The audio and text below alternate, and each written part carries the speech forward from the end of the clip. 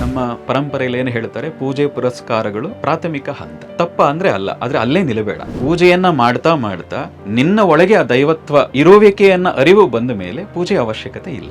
ನಮ್ಮ ಶಕ್ತಿ, ನಮ್ಮ ಸಾಮರ್ಥ್ಯ, ನಮ್ಮ ಇರುವಿಕೆ ಏನಿದೆ ಆ ಮೌನದಲ್ಲಿ ಇದ್ದಾಗ ಅದು ಹೆಚ್ಚಾಗೋದು ಗೊತ್ತಾಗ್ತದೆ. ಹಾಗಾಗಿ ಇವತ್ತಿಗೂ ನಂಗೆ ಆಶ್ಚರ್ಯ, ನಾನು ಇವತ್ತಿಗೂ ಇಷ್ಟು ಆರೋಗ್ಯವಾಗಿದ್ದೀನಿ ಅಂದಾಗ, ಹೀಗೆ ಬದುಕಿದ್ದೀನಿ ಅಂದಾಗ ನನಗೂ ಆಶ್ಚರ್ಯ ಆಗ್ತದೆ. ಅಧ್ಯಾತ್ಮ ಅಂದ ತಕ್ಷಣ ಎಲ್ಲರೂ ಏನು ಅನ್ಕೊಳ್ತಾರೆ, ಜೇಬಿನಿಂದ ತೆಗೆದು ಹಣ್ಣು ಕೊಡೋದು, ಕೈನಲ್ಲಿ ಭಸ್ಮವನ್ನು ಕೊಡೋದು, ಇದು ದಿವ್ಯವಾದ ಅನುಭವ.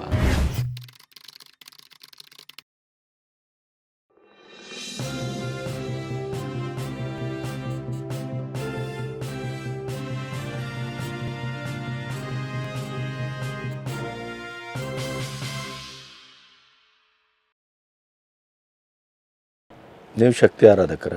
ಹಾ, ಆ ದಾರಿಯಲ್ಲಿ ಎಷ್ಟು ಸಾಗುವಿಕೆ? ಶಕ್ತಿಯ ಆರಾಧನೆ ಅಂತ ಹೇಳಿದ್ರೆ ಇಲ್ಲಿ ಎರಡು ರೀತಿಯಾಗಿದೆ.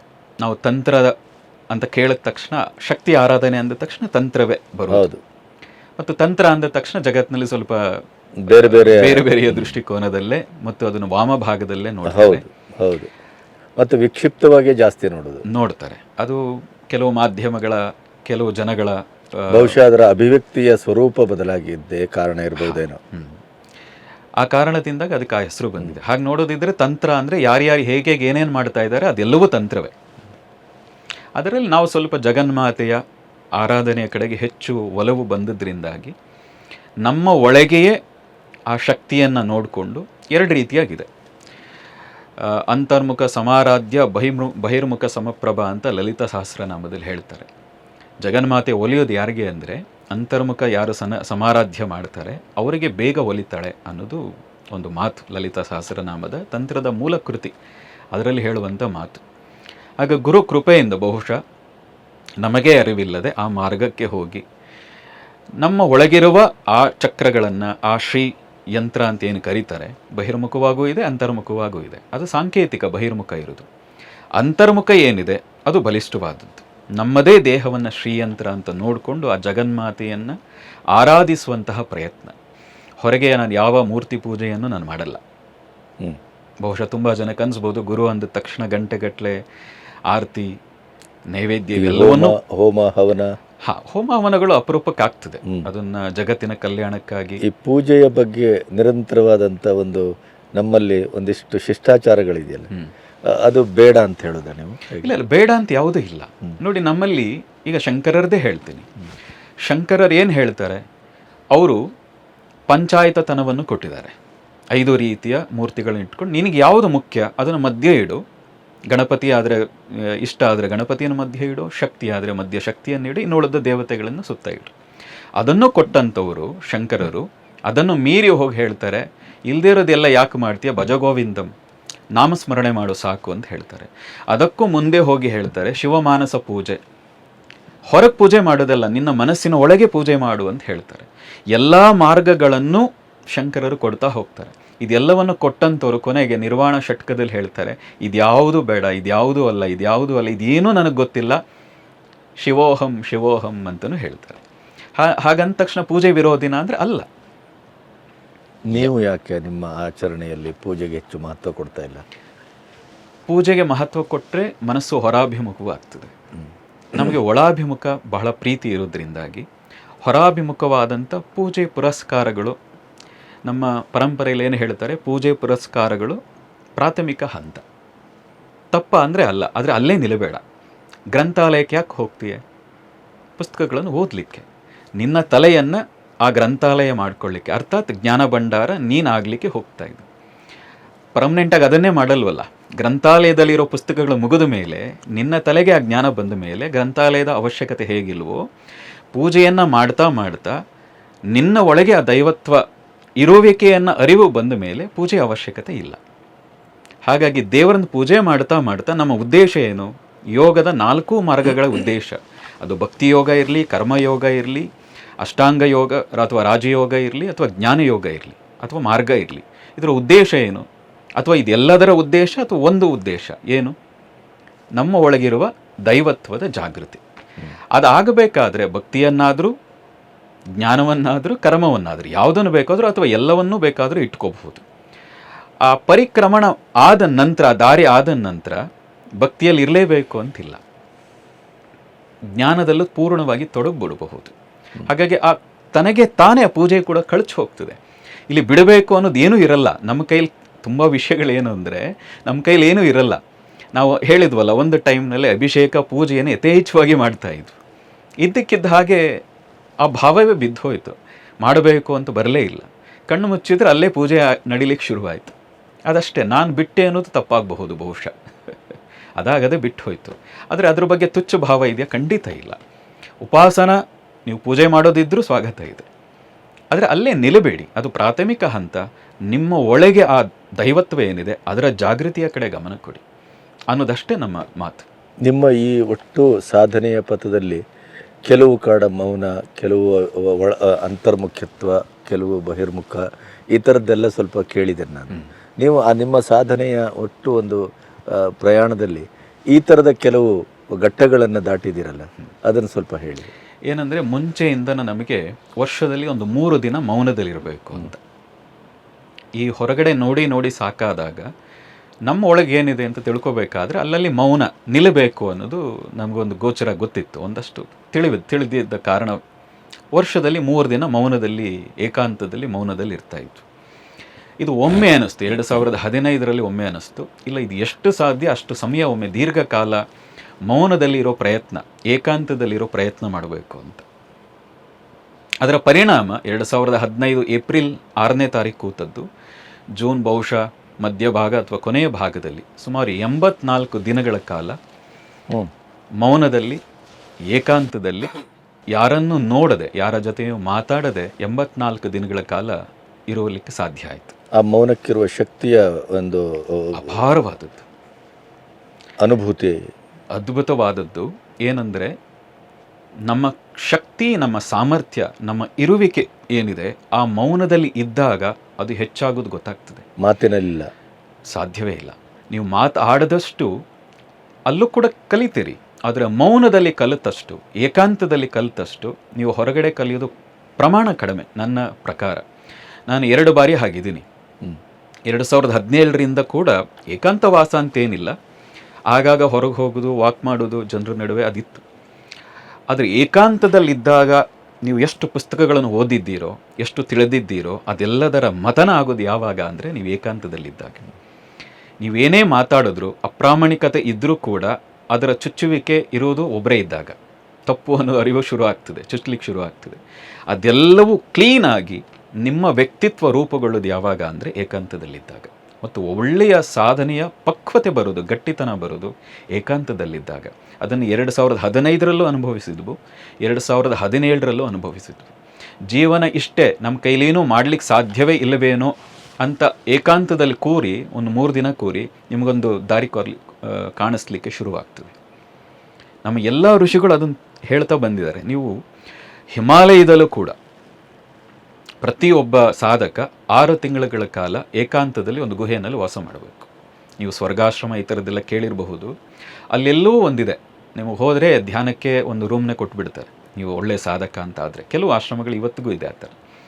ತಿಂಗಳಗಟ್ಟಲೆ ಒಳ್ಳೆಯ ಸಾಧಕರು ಕನಿಷ್ಠ ಪಕ್ಷ 6 ತಿಂಗಳಾದರೂ ಏಕಾಂತದಲ್ಲಿ ಇರ್ತಾರೆ. ದಿನಕ್ಕೆ ಒಂದೇ ಚಪಾತಿ, ಒಂದು ಸ್ವಲ್ಪ ಸಬ್ಜಿ ತಿಂದು 6 ತಿಂಗಳ ಕಾಲ ಏಕಾಂತದಲ್ಲಿರ್ತಾರೆ. ಒಳಗೆ ಹೋದಾಗ ಹೇಗಿದ್ರೋ ಹೊರಗೆ ಬರಬೇಕಾದ್ರೆ ಆ ವ್ಯಕ್ತಿತ್ವವ ರೂಪಾಂತರ ಆಗಿರ್ತಾರೆ. ಅವರ ಮಾತು, ಅವರ ನಡೆ, ಅವರ ದಿಟ್ಟತನದಲ್ಲಿ ಕೂಡ, ವಿಶ್ವಾಸದಲ್ಲೂ ಕೂಡ ಒಂದು ದಿವ್ಯತೆಯನ್ನು ಕಾಣ್ತೀರಿ. ಹಾಗೆ ಪ್ರತಿಯೊಬ್ಬರು ಅಟ್ಲೀಸ್ಟ್ 3 ದಿನವಾದರೂ ವರ್ಷದಲ್ಲಿ ಮಾಡಬೇಕು. ನಾವು 2015ರಲ್ಲಿ 84 ದಿನದಲ್ಲೂ ಆ ದಿವ್ಯತೆಯನ್ನು ಅನುಭವಿಸಿದ್ದೀವಿ.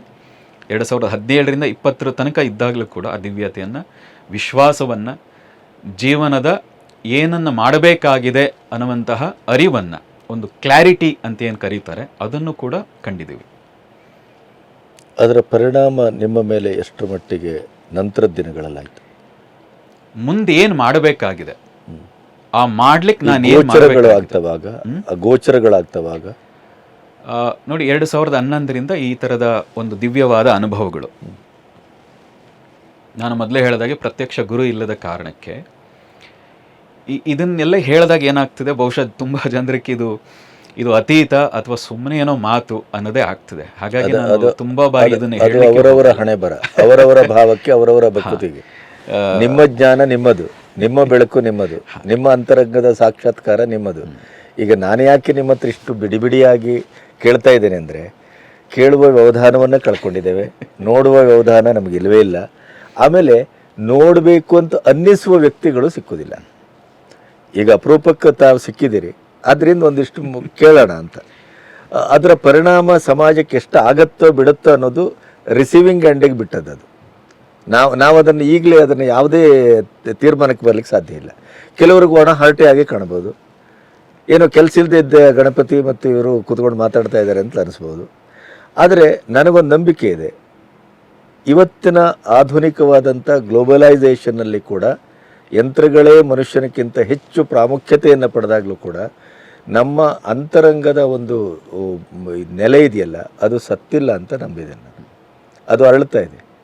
ನೀವೊಂದು 25 ವರ್ಷದ 10 ವರ್ಷದ ಹಿಂದೆ ಬಹುಶಃ ನೀವು ಮನೆ ಬಿಟ್ಟಂಥ ಸಂದರ್ಭದಲ್ಲಿ ನಾವು ಸಂಪೂರ್ಣವಾಗಿ ಎಲ್ಲೋ ಒಂದು ಕಡೆ ಅವಜ್ಞೆಯ ಪರಂಪರೆಯಲ್ಲಿ ನಿಂತಿದ್ದೆವು. ನಾವು ದೇವರಿಲ್ಲ, ಧರ್ಮ ಸುಳ್ಳು ಅಥವಾ ಇನ್ನೊಂದು ಈ ಎಡಪಂಥೀಯರು, ಬುದ್ಧಿಜೀವಿಗಳು ಅಂತೇನು ಇವತ್ತೇನು ಕರೆತೇವೆ, ಆ ಥರದೊಂದು ವ್ಯಾಪಕವಾದಂಥ ಒಂದು ಪರಿಸ್ಥಿತಿಯಲ್ಲಿ ನಿಂತಿದ್ದೆವು ನಾವು. ಆದರೆ ಆಮೇಲೆ ಬಂತಲ್ಲ ಮತ್ತೆ ದೇಶೀಯತೆ, ನಮ್ಮದು, ನಮ್ಮ ಪರಂಪರೆ, ನಮ್ಮ ಸಂಸ್ಕಾರಗಳು, ಈ ಥರದ್ದೆಲ್ಲ ಬಂದಿದೆ ಈಗ. ಹಾಗಾಗಿ ಈಗ ನಿಮ್ಮ ಮಾತನ್ನು ಕೇಳುವಂಥ ಒಂದು ವರ್ಗ ಇದೆ ಅಂತ ನಂಬಿದ್ದೇನೆ ನಾನು. ಅದು ನನ್ನ ಈ 40 ವರ್ಷದ ಎಕ್ಸ್ಪೀರಿಯನ್ಸಲ್ಲೂ ಅನುಭವ ಆಗಿದೆ. ಹಾಗಾಗಿ ನಾನು ಕೇಳ್ತಾ ಇದ್ದೇನೆ, ನೀವು ಅದ್ರ ಬಗ್ಗೆ ಯೋಚನೆ ಮಾಡಬೇಡಿ, ನಿಮ್ಮ ಹರಿವು ಹರಿತಾ ಇರಲಿ, ಆಮೇಲೆ ನೋಡೋಣ ಅದನ್ನು. ಇಲ್ಲ, ಈ 2013ರ ಅನುಭವಕ್ಕೆ ಮುಂಚೆಯಿಂದನೂ ಕೂಡ ಒಂದು ದಿವ್ಯವಾದ ಒಂದು ಅನುಭವಗಳು. ನೋಡಿ, ಈ ದೇಹ ಒಂದು ಹಂತದಲ್ಲಿ ರೋಗಗಳೇ ತುಂಬಿತ್ತು. ಚಿಕ್ಕ ವಯಸ್ಸಲ್ಲಿ ನಾನು ಸ್ಪೆಕ್ಸ್ ಆಗ್ತಾ ಇದ್ದೆ, ವಿಪರೀತ ಅನ್ನುವಷ್ಟು ತಲೆನೋವು ಹೋಗಿ ಗೋಡೆಗೆ ಗುದ್ದಬೇಕು ಅನ್ನುವಷ್ಟು ವಿಪರೀತವಾಗಿ ಮೈಗ್ರೇನ್ ತಲೆನೋವು ಬರ್ತಾ ಇತ್ತು. ಆಗಾಗ ಹುಷಾರು ತಪ್ತಾ ಇರುವಂಥ ದೇಹ ಇದು. ಅಷ್ಟು ವೀಕ್ ಆದಂತಹ ಇದೇನಪ್ಪ ಬದುಕು ಅಂದರೆ ಹೇಗೆ ಅನ್ನುವಂಥ ರೀತಿಯ ಕಾಯಿಲೆಯ ದೇಹ. ಮತ್ತು ಅಲಿತಾ ಇದ್ದ ಕಾರಣದಿಂದಾಗಿ ನಿರ್ಲಕ್ಷ್ಯಗಳು ಜಾಸ್ತಿ ಇತ್ತು. ಹಾಗಾಗಿ ಇವತ್ತಿಗೂ ನಂಗೆ ಆಶ್ಚರ್ಯ, ನಾನು ಇವತ್ತಿಗೂ ಇಷ್ಟು ಆರೋಗ್ಯವಾಗಿದ್ದೀನಿ ಅಂದಾಗ, ಹೀಗೆ ಬದುಕಿದ್ದೀನಿ ಅಂದಾಗ ನನಗೂ ಆಶ್ಚರ್ಯ ಆಗ್ತದೆ. ಕಾರಣ ಏನು ಅಂದರೆ ಪೂರ್ವಾಶ್ರಮ ಆ ಸ್ಥಿತಿಯಲ್ಲಿ ಇರಲಿಲ್ಲ, ಬಹಳ ಅಂದರೆ ಬಹಳ ಕೆಟ್ಟದಾಗಿತ್ತು. ಈ ದೇಹ ಅಷ್ಟು ಕಾಯಿಲೆಗಳು, ಸಮಸ್ಯೆಗಳು ಇತ್ತು. ಆದರೆ ಯೋಗ ಶಕ್ತಿ ಕ್ರಿಯೆಯ ಸಾಧನೆಯ ಪರಿಣಾಮ ಇವತ್ತು ನಾನು ಸ್ಪೆಕ್ಸ್ ಹಾಕುವ ಅವಶ್ಯಕತೆಯೇ ಇಲ್ಲ. ತಲೆನೋವು ಅಂದರೆ ತಲೆಯೇ ಇಲ್ಲ ಈಗ ನನಗೆ, ಆ ಹಂತ ಇದೆ ಈಗ. ಆರೋಗ್ಯ ಒಂದು ಸಣ್ಣ ಗ್ಯಾಸ್ಟ್ರಿಕ್ ಅಂತಲೂ ಏನು ಕರೀತಾರೆ. ಅಂದರೆ ನಾನು 5-6 ವರ್ಷಗಳ ಕಾಲ ಒಂದು ಊಟದಲ್ಲಿದ್ದೆ. ಹಿಮಾಲಯದಲ್ಲಿದ್ದಾಗಂತೂ ಅಥವಾ ಬೇರೆ ಬೇರೆ ಕಾಡು ಮೇಡಿನಲ್ಲಿ ಅಲಿಬೇಕಾದ್ರೆ ಇಡೀ ವಾರದಲ್ಲಿ 3 ಊಟ ಮಾಡಿದ್ದು ಇದೆ.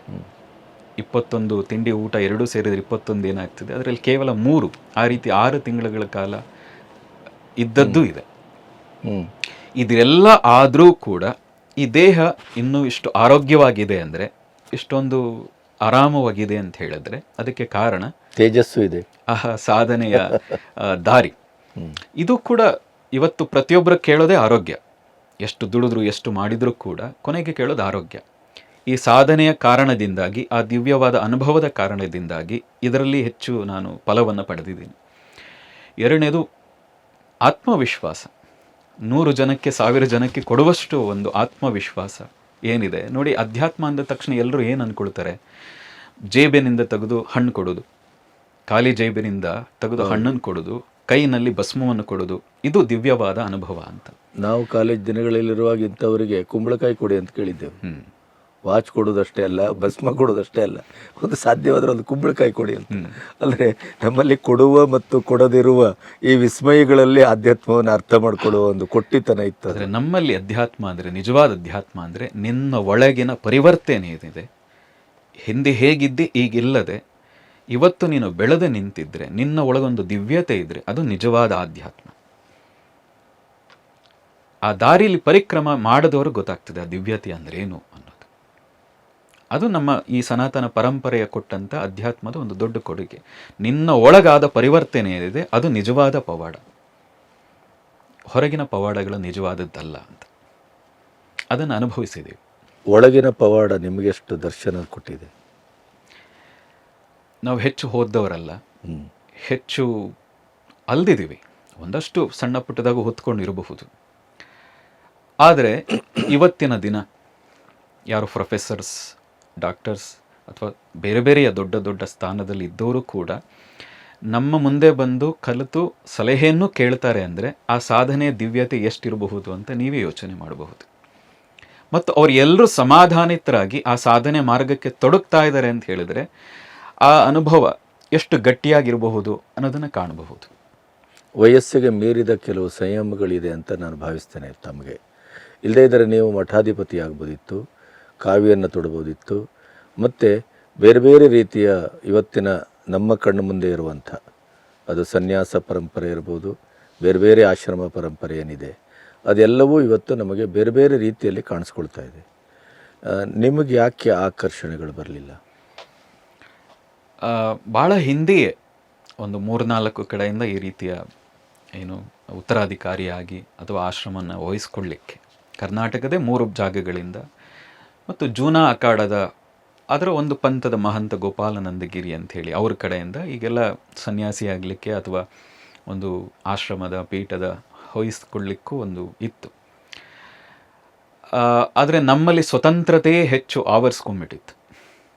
ಬದುಕೋದಿದ್ದರೆ ಇರೋದಿದ್ದರೆ ಸ್ವತಂತ್ರವಾಗಿ ಇರಬೇಕು, ಯಾವುದೋ ಒಂದು ಪರಂಪರೆಯ ಅಥವಾ ಯಾವುದೋ ಒಂದು ಪೀಠದ ಬಂಧನಗಳಿಗೆ ಒಳಪಡಬಾರದು ಅನ್ನುವ ಒಂದು ಅಗೋಚರವಾದಂತಹ ಒಂದು ಬುದ್ಧಿ ಅದು. ಆ ಕಾರಣದಿಂದಾಗಿ ಆ ಆಫರ್ಗಳು ಬಂದರೂ ಕೂಡ ಮತ್ತು ಅಂತಹ ಒಂದು ಎಂತಹ ಸಂದರ್ಭ ಅಂದರೆ ಊಟವೂ ಇಲ್ಲದ ಕಷ್ಟಕರವಾದ ಸಂದರ್ಭದಲ್ಲೂ ಅದು ಬಂದಾಗಲೂ ಕೂಡ ಒಪ್ಕೊಳ್ಳಿಕ್ಕೆ ಮನಸ್ಸೇ ಬರಲಿಲ್ಲ. ಬಹುಶಃ ನಮ್ಮ ಕೈಯಿಂದ ಬೇರೆ ಏನೋ ಆಗೋದಿತ್ತು ಅಥವಾ ಸ್ವತಂತ್ರವಾಗಿ ಇರಬೇಕು ಅನ್ನುವಂಥದ್ದು ಮನಸ್ಸಿನ ನಿರ್ಣಯ ಕೂಡ ಇರಬಹುದು. ಆ ಕಾರಣದಿಂದಾಗಿ ಯಾವುದೇ ಮಠ ಅಥವಾ ಆಶ್ರಮಗಳ ಗೋಜಿಗೆ ಸಾಕಷ್ಟು ಜನರ ಸಂಪರ್ಕ ಇದೆ, ಒಂದು ಬಹಳ ಒಳ್ಳೆಯ ಸ್ನೇಹ ಭಾವ ಇದೆ, ಅವರೆಲ್ಲರ ಬಗ್ಗೆನೂ ಗೌರವವೂ ಇದೆ. ಆದರೆ ನಮಗೆ ಅದನ್ನು ಒಪ್ಕೊಳ್ಳಿಕ್ಕೆ ಅಥವಾ ಆ ಕಾವಿಯನ್ನು ಧರಿಸಲಿಕ್ಕೆ ಮನಸ್ಸು ಬರಲಿಲ್ಲ.